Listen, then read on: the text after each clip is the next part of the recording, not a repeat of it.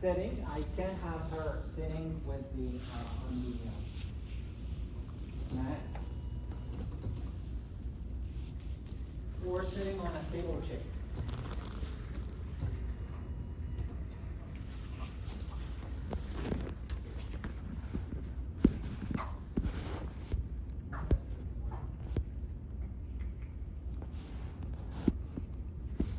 Okay, you can sit on the wheelchair.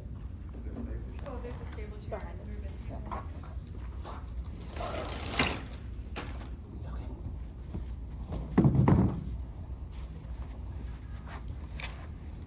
Okay, now the affected side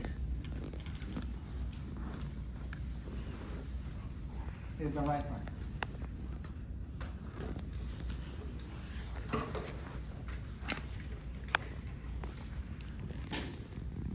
The arm is supported.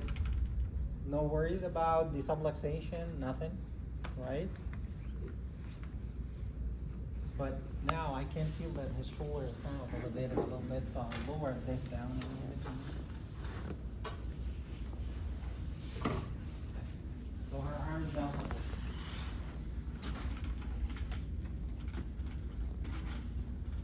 For the upper extremity, again, associated reactions, right? So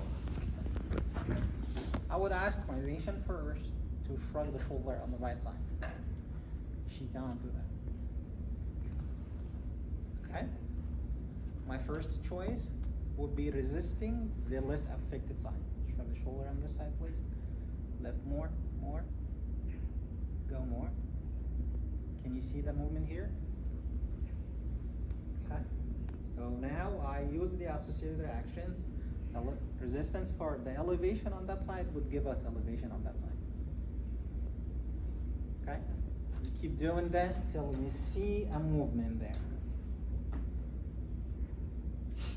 Once we got the movement and the patient is able to shrug on that side, hold it please. So isometric contraction. Got there, hold.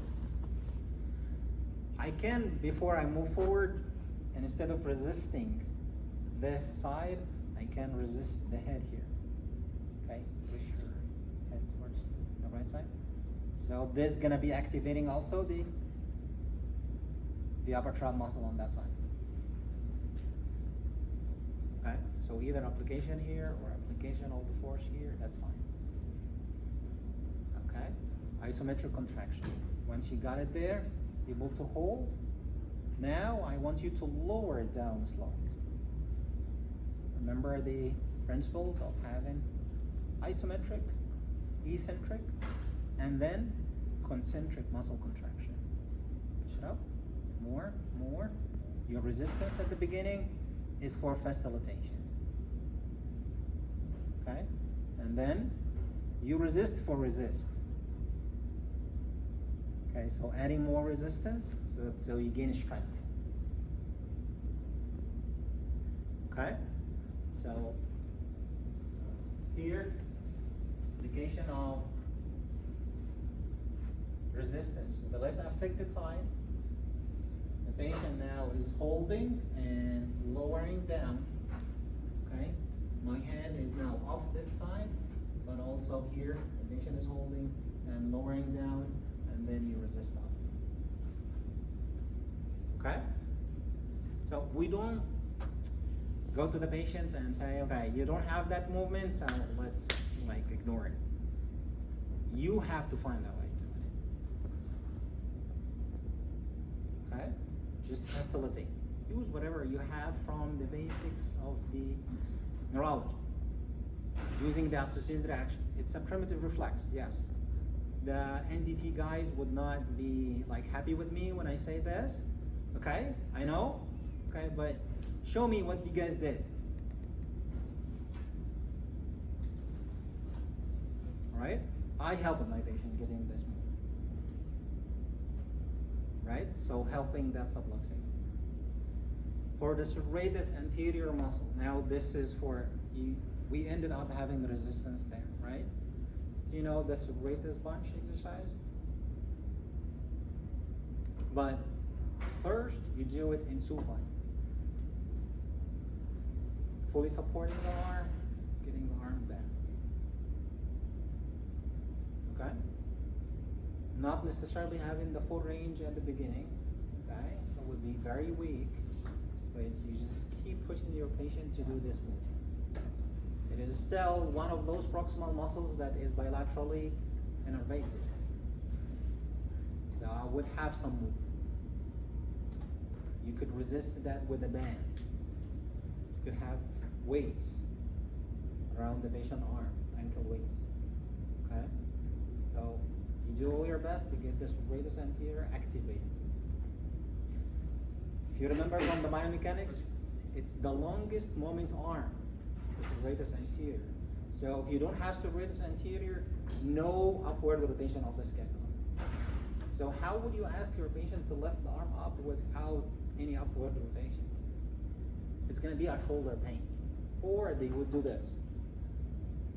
It's very common to see that. Okay?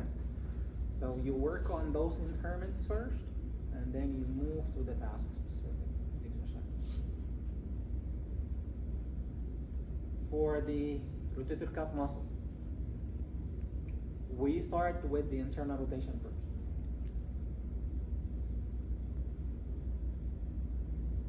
If you have even subluxation, okay, you need that first. We start here, internal rotation, the patient is supine. It's not even the sideline or anything like that yet. But the patient is supine, and you have the arm in this position, so you stretch those muscles and ask your patient to do it. They would do it because it's still inside the synergy. And the internal rotators are the strongest of the extensor synergy in the upper extremity, right? So you ask your patient to move in, okay, and they would do it. When you got that internal rotation, I'm going to switch then to the external rotation. So starting here, and ask your patient to go there. Okay, all of it in supine. Your progression will be sideline upwards. Okay, that's for the shoulder muscles. Did I mention any flexors? Flexors are hard. You know why? They are out of synergy. Go back to the flexor synergy. Okay? No flexion. It's saying abduction and external rotation. So it's no flexion. But I want my patient to do this movement, right? So first day, gonna work on the flexors. Why I emphasize the flexion, not the abduction? All of them, you can do this. Right? It's a part of the synergy. But why the flexion, not the abduction? My priority is for the flexors, not the abduction. Our eyes are the front, right? Not the side. If our eyes are the side, okay, we're gonna work with abduction more. But we really don't. We need the things in front of the eyes, right? The eye-hand coordination. So you work on the flexors, not the abduction at the beginning.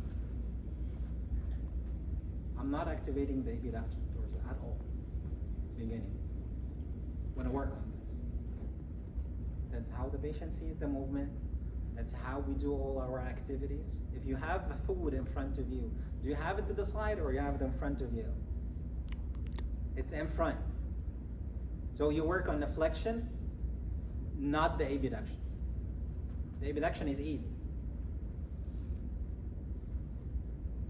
Okay?